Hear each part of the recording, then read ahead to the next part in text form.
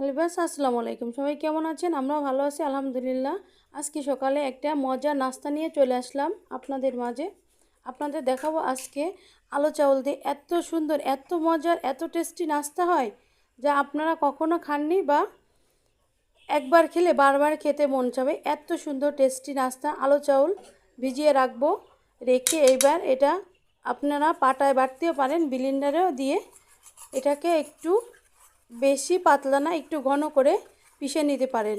এবার এই ঘন ব্যাটারটা ঢেলে নেবেন, পাত্রে ঢেলে নিয়ে এবার এটার ভিতরে গোশের যত মশলা আছে সব দিয়ে দিতে হবে। আদা বাটা, জিরে বাটা, রসুন বাটা, পেঁয়াজ বাটা, গরম মশলার গুঁড়ো, ধনিয়ার গুঁড়ো, স্বাদ মতো লবণ, হলুদের গুঁড়ো, আর সাথে কিছু কাঁচা ঝাল বা ঝালের গুঁড়ো বেশি আপনার পরিমাপ মতো দিয়ে এই ব্যাটারটা সুন্দর করে গুলিয়ে নেবেন।